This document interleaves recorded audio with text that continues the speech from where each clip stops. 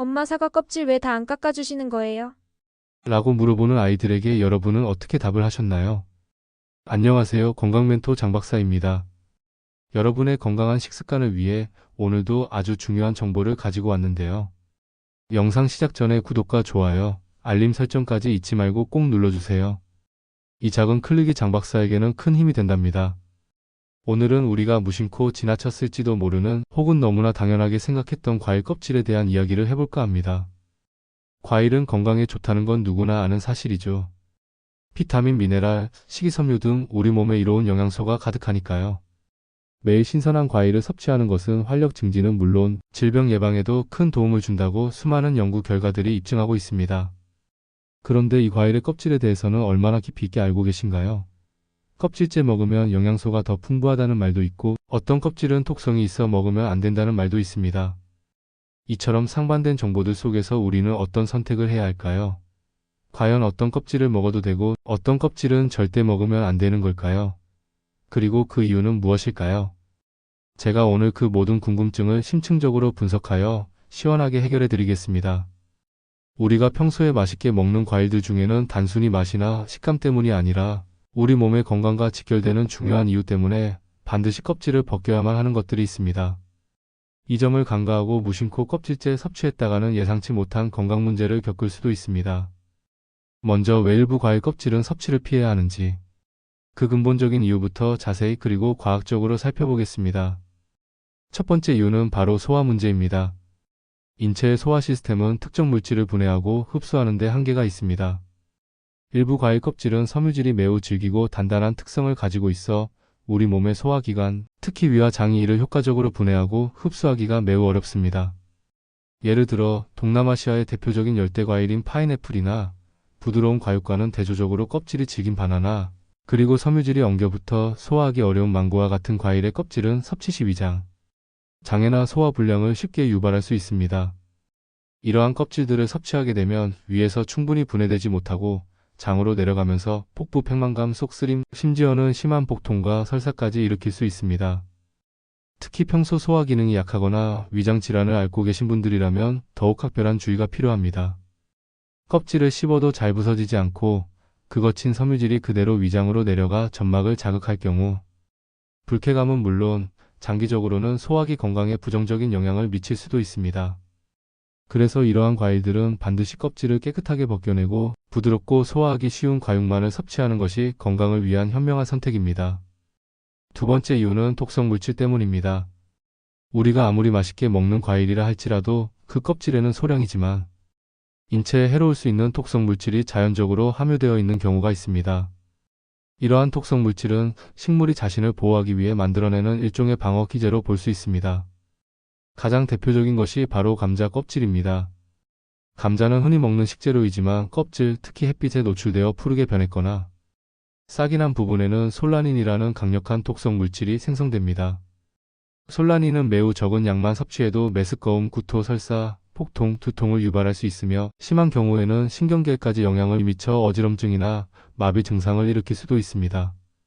따라서 감자는 반드시 껍질을 깨끗이 벗겨내고 푸른 부분이나 싹이 난 부분은 조금 더 깊게 도려내고 드셔야 합니다. 또 다른 독성 물질을 가진 예로는 우리가 가을철에 별미로 즐겨 먹는 은행이 있습니다. 은행의 겉껍질에는 빌로볼과 은행산이라는 성분이 들어있어 피부에 닿으면 접촉성 피부염이나 두드러기 같은 알레르기 반응을 일으킬 수 있으며 그 독성이 매우 강하여 절대 섭취해서는 안 됩니다. 더 나아가 은행의 속껍질에도 진콜릭산이라는 독성 물질이 함유되어 있어 중추신경계통에 손상을 줄 수 있다고 알려져 있습니다. 그러므로 은행은 반드시 겉껍질과 속껍질을 모두 완벽하게 제거하고 충분히 익혀서 섭취해야 합니다. 또한 과일이라고 부르기는 어렵지만 채소 중에서도 양파나 마늘 껍질은 질기고 소화하기 힘들 뿐만 아니라 특별한 영양학적 이점도 없으므로 섭취하지 않는 것이 일반적입니다. 이러한 껍질들은 주로 향신료나 육수용으로 활용하는 것이 더 적합합니다. 세 번째, 그리고 가장 많은 분들이 걱정하는 중요한 이유는 바로 잔류 농약입니다. 현대 농업은 대량 생산과 해충으로부터의 보호를 위해 농약을 필수적으로 사용하고 있습니다. 물론 출하되는 농산물은 관련 법규에 따라 일정 기준치 이하의 농약만 허용되며 철저한 검사를 거치게 됩니다. 그러나 껍질에 남아있는 잔류 농약은 소비자가 집에서 간단한 물, 세척만으로는 완전히 제거하기가 어렵다는 문제가 있습니다. 특히 껍질째 먹는 것을 권장하지 않는 과일들, 예를 들어 귤, 오렌지, 한라봉 등 감귤류 과일의 껍질에는 과일이 성장하는 동안 흡수되거나 표면에 부착된 농약이 잔류할 가능성이 매우 높습니다. 베이킹소다나 식초로 씻으면 괜찮지 않을까요? 라고 생각하시는 분들도 계시겠지만 전문가들은 완벽한 제거는 어렵다고 조언합니다. 농약을 생각하면 껍질째 먹기가 꺼려져요 라고 말씀하시는 많은 소비자들의 우려는 충분히 합리적이라고 할 수 있습니다. 물론 껍질째 먹는 것이 영양학적으로 이로운 과일이라 하더라도 반드시 흐르는 물에 깨끗이 씻는 과정을 철저히 거쳐야 합니다. 잔류 농약에 대한 불안감을 최소화하고 싶다면 유기농 또는 무농약 인증을 받은 제품을 선택하는 것이 가장 안전한 대안이 될 수 있습니다. 이러한 제품들은 화학비료나 농약 없이 재배되므로 껍질째 섭취에도 안심할 수 있습니다. 또한 과일의 꼭지 부분은 농약이 가장 많이 모여 있거나 스며들 수 있는 부위이므로 반드시 제거하고 섭취하는 것이 더욱 안전합니다. 이처럼 잔류 농약 문제는 껍질 섭취 여부를 결정하는 데 있어 매우 중요한 고려 사항이 됩니다. 네 번째 이유는 알레르기 반응입니다.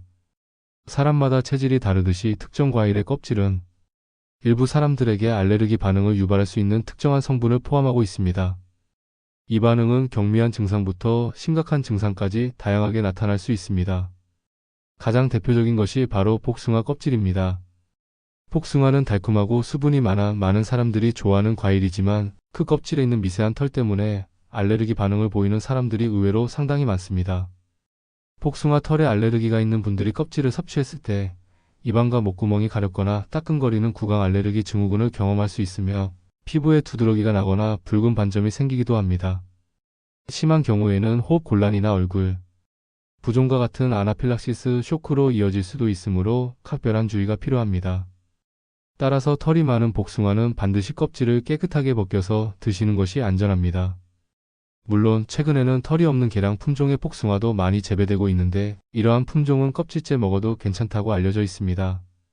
하지만 이 경우에도 개인의 알레르기 반응 여부를 미리 확인하고 섭취하는 것이 현명합니다.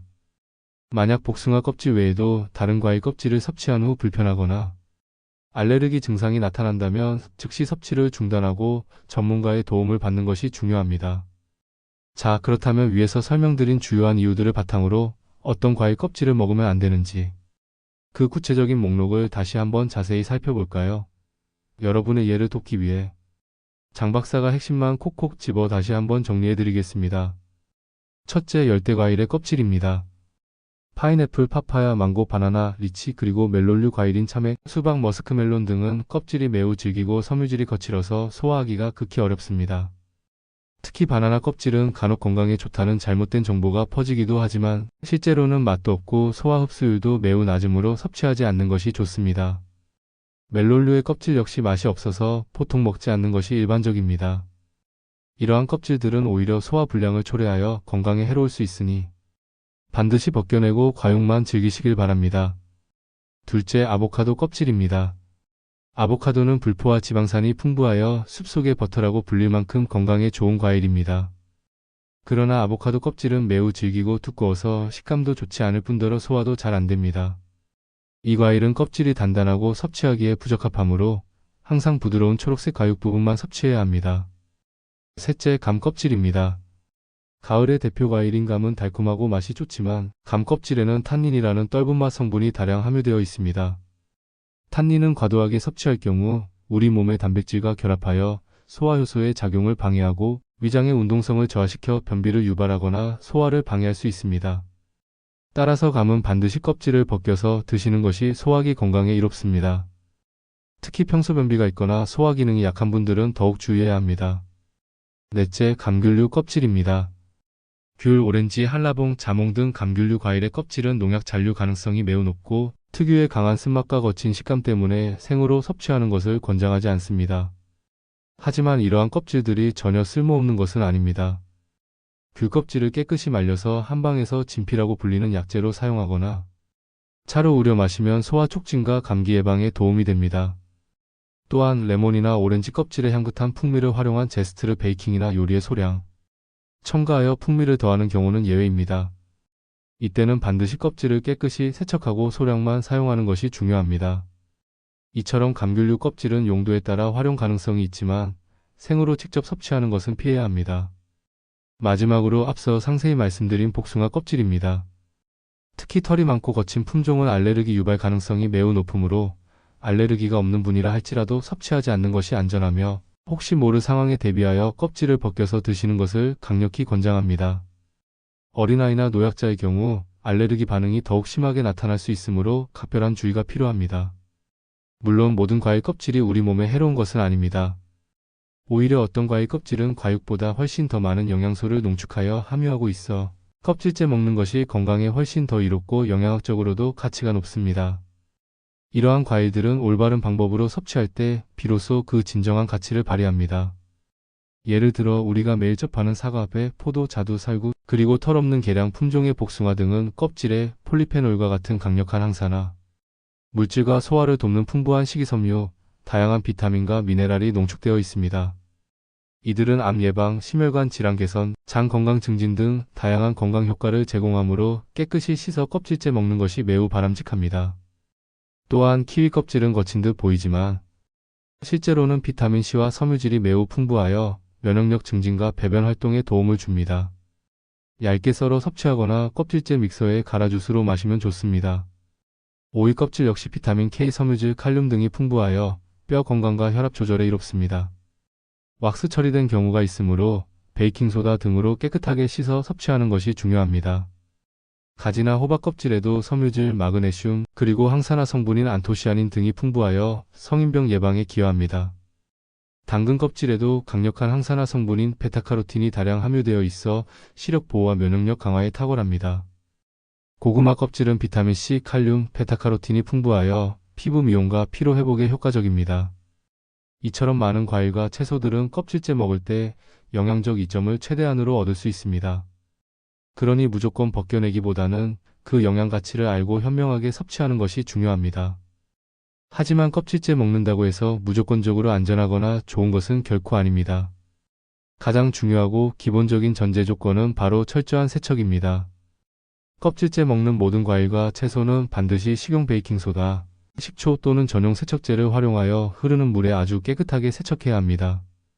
이는 잔류 농약뿐만 아니라 재배 과정에서 묻었을 수 있는 흙, 먼지, 그리고 각종 미생물들을 효과적으로 제거하기 위함입니다. 아무리 씻어도 농약이 남아있을까봐 걱정돼요라고 염려하시는 분들을 위해 한 가지 팁을 드리자면 이럴 때는 앞서 언급했듯이 유기농 또는 무농약 인증을 받은 제품을 선택하는 것이 가장 안전하고 확실한 방법입니다. 이러한 인증 제품들은 화학 농약이나 비료를 사용하지 않고 재배되므로 껍질째 섭취해도 안심할 수 있습니다. 그리고 다시 한번 강조하지만 과일의 꼭지 부분에는 농약이 가장 많이 모여있거나 스며들 수 있는 부위이므로 섭취 전에 반드시 깨끗하게 제거하고 드시는 것이 훨씬 더 안전합니다. 또한 개개인의 건강 상태를 고려하는 것도 매우 중요합니다. 특정 과일 껍질에 알레르기가 있거나 평소 소화 기능이 약한 분들의 경우 껍질째 섭취했을 때 불필요한 위장 장애나 알레르기 반응을 일으킬 수 있으므로 껍질 섭취를 피하는 것이 좋습니다. 저는 껍질만 먹으면 속이 더부룩하고 불편해요라고 말씀하시는 분들은 굳이 껍질의 영양소를 취하려다가 건강을 해칠 필요는 없습니다. 모든 사람에게 동일한 섭취 방식이 적용되는 것은 아니기 때문입니다. 만약 껍질을 섭취한 후 평소와 다른 불편함이나 이상 증상이 나타난다면 즉시 섭취를 중단하고 가까운 병원을 찾아 전문가와 상담하는 것이 현명합니다. 항상 자신의 몸의 신호를 주의 깊게 듣는 것이 중요합니다. 결론적으로 말씀드리면 모든 과일 껍질이 우리 몸에 이로운 것은 아니며 그렇다고 모든 껍질이 유해한 것도 아닙니다. 이분법적인 사고보다는 각 과일의 종류가 가진 특성과 영양학적 가치, 그리고 무엇보다 자신의 신체 건강 상태를 종합적으로 고려하여 섭취 여부를 신중하게 결정해야 합니다. 어떤 분들은 소화 기능이 매우 민감하여 껍질을 조금만 먹어도 불편함을 느끼기도 합니다. 저는 껍질만 먹으면 속이 안 좋아요라고 솔직하게 말씀하시는 분들은 굳이 영양소 섭취를 명목으로 불편함을 감수할 필요는 없습니다. 건강을 위해 먹는 것인데 오히려 불편함이나 통증을 초래한다면 그 의미가 퇴색되겠죠. 껍질을 섭취했을 때 알레르기 반응이 나타나거나 소화불량, 복통 등 평소와 다른 이상 증상이 나타난다면 즉시 섭취를 중단하고 전문가의 진단을 받는 것이 무엇보다 중요합니다. 오늘 장 박사가 알려드린 과일 껍질에 대한 심층적인 정보 어떠셨나요? 이제는 어떤 과일 껍질을 마음 놓고 먹어도 되고 어떤 껍질은 건강을 위해 절대 먹지 말아야 하는지 명확히 이해하셨으리라 생각합니다. 무조건 껍질째 먹는 것이 좋다는 잘못된 정보나 무조건 껍질을 벗겨야 한다는 막연한 생각보다는 오늘 배운 지식을 바탕으로 각 과일의 특성과 자신의 건강 상태를 종합적으로 고려하여 가장 현명하고 안전하게 섭취하는 것이 중요합니다. 올바른 정보는 우리의 건강한 식습관을 만드는 첫걸음입니다. 오늘부터는 과일을 드실 때 껍질을 그냥 버리거나 무심코 먹기보다는 한 번 더 생각하고 올바른 방식으로 건강하게 즐기시길 바랍니다. 작은 습관의 변화가 큰 건강을 가져다 줄 것입니다. 다음 시간에도 여러분의 건강한 삶을 위한 더욱 유익하고 흥미로운 정보로 찾아오겠습니다. 그때까지 건강하고 활기찬 나날 보내세요. 감사합니다.